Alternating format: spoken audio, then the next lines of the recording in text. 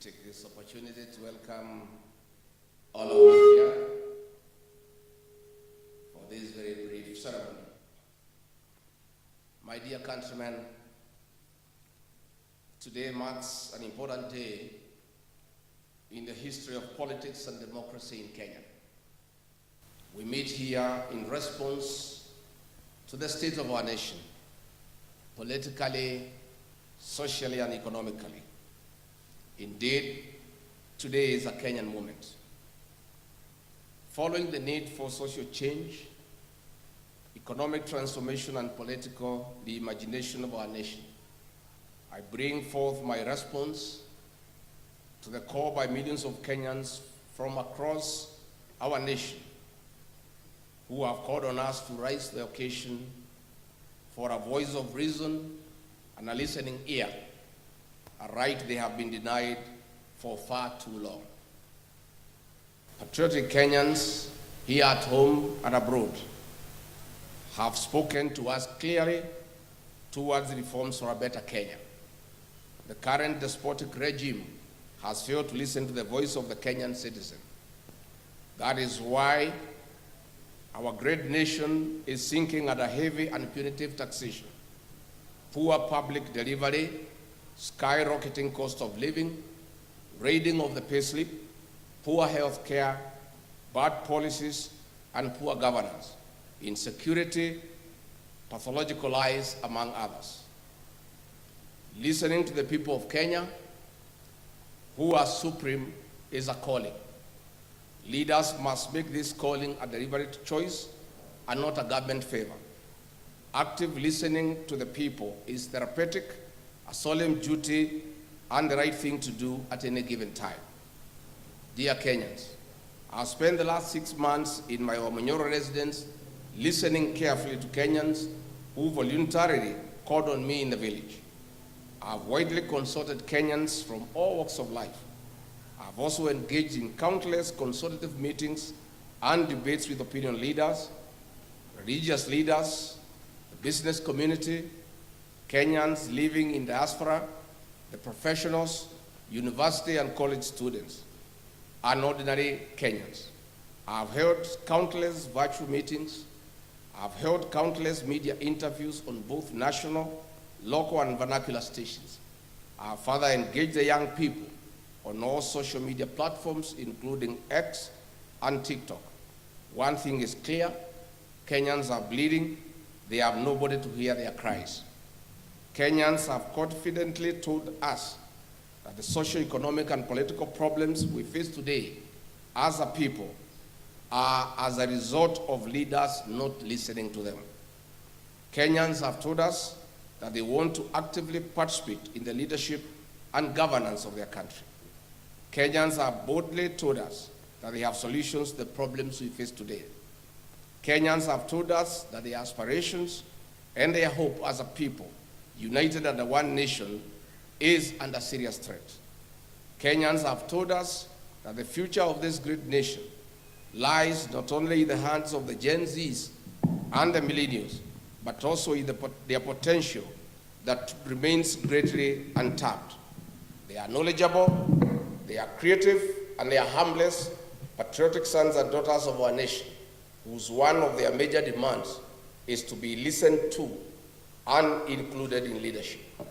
That is why today, among the top officials we unveil here, we have many of them who are millennials and Gen Zs to lead our party. Like-minded Kenyans have spoken to us and told us that they are tired of corruption. They are tired of abductions and extrajudicial killings. They are tired of state capture. They are tired of organized and state crime and violence. Kenyans have told us that they need a peaceful nation where the rule of law is respected, where education system is working, and where health care is not a privilege but a right. Kenyans have told us that they need a nation that is respected at the international forum. Kenyans have told us that they want to be listened to. My fellow countrymen, our nation needs a restoration of dignity in the spirit of the unfinished business of multi-party democracy. our sense of duty to patriotism and nationhood towards a new Kenya, where every citizen is listened to, has come. My countrymen, it is time to provide a conducive environment for peace, justice, and speedy restoration of development, respect for the rule of law and human rights. It is time for liberation of our beloved country. It is time for our nation to take off socially, economically, and politically. History will be kind to us for taking a bold move to listening to each other. Kenyans have told us boldly to form a political party that will form an inclusive and a listening government, a government for the people, by the people. Consequently, we took the challenge to a cause that many Kenyans believe in. I made a promise to you that in the month of May 2025, I would unveil a new political party whose philosophy resonates with you. As you all know, I'm a truthful man and an honest man. I keep my word and my promises. I detest lies, and that is why I disagreed with the liar number one. We finally have a political party that belongs to all of us, where every Kenyan is treated equally. Our new party is Democracy for the Citizens Party. Our party slogan is Sikiza wa Kenya. But if Kenyans want, they can always interchange it with Sikiza ground. Our party symbol is a listening ear. So, tukisema DCP, unasema Sikiza ground? DCP? DCP? Ama Sikiza ground? DCP? DCP? DCP? Tuko hapo. Our party colors are neon green, brown, and white. We believe as a party every Kenyan must be listened to by their leaders. This listening must not just be listening for the sake of it. It must be deliberate. It must be planned. It must have a purpose, and it must be sustainable. At no one given time in our leadership shall Kenyan be left behind or remain unheard. As the party leader of the Democracy for the Citizens Party, I commit that I will listen to the people of the Republic of Kenya and live to their aspirations. As you all know, I have been a people's person, listening to every voice, especially those in the deepest corner of our villages. The Democracy for the Citizens Party is not just an ordinary party, but a political ideology and philosophy for every Kenyan, irrespective of their faith, creed, age, tribe, or color. The Democracy for the Citizens Party serves as the biggest political movement of our time in Kenya since 1963. Under the guidance of the party's National Executive Council, I'll spend the next 2 years with the people of the Republic of Kenya, traveling to every corner of our country, to every village, listening to the people, to build one of the most formidable political movements since independence. It is after this we shall craft our manifesto based on your needs as the rightful people of this great nation. We, the DCP party, are committed to the respect of human rights and freedoms, integrity in leadership, rule of law, social justice and fairness, devolution of power and resources, equity, equality and inclusivity, unity in diversity, accountability and transparency, citizens' effective participation in governance and decision-making. In the ideals of democracy and good governance, our party structure is elaborate.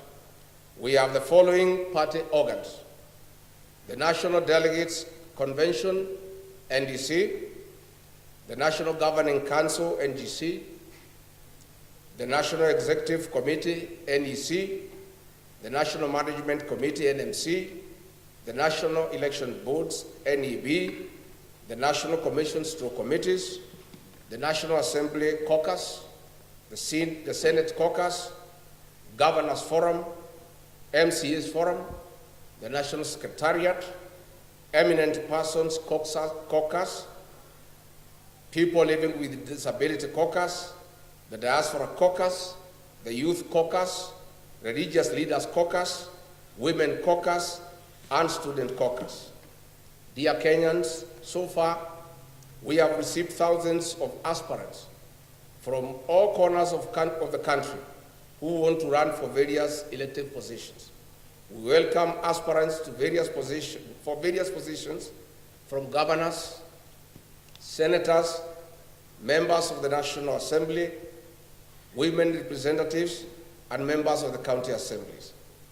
I want to assure all our aspirants who are willing to vie for any elective position using our party that we have no favorite candidate. The party belongs to the people of the Republic of Kenya. I therefore urge all aspirants to immediately register as members of the party starting now. It is the people of Kenya who give us the candidates they would like to have as their leaders.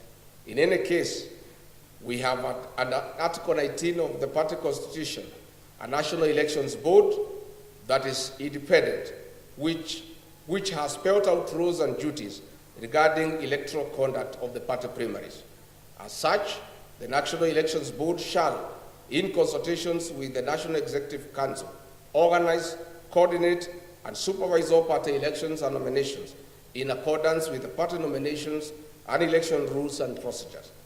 And let me clarify for the avoidance of doubt. This party has no favorite candidate. This party has no provision for direct nomination. This party believes in let the people decide. And let me confirm also to the avoidance of doubt. I have many leaders who have stood with me in very difficult times, who have walked with me in my journey.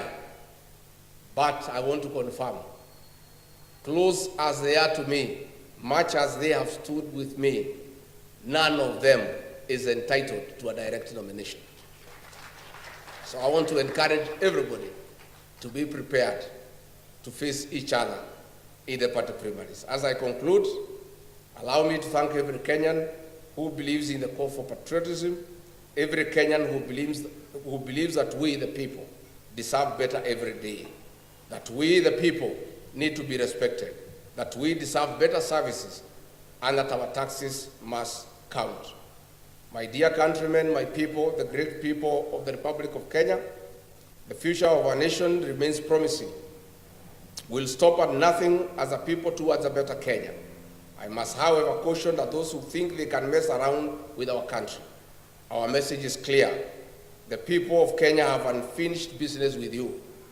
We have a date with you in August 2027.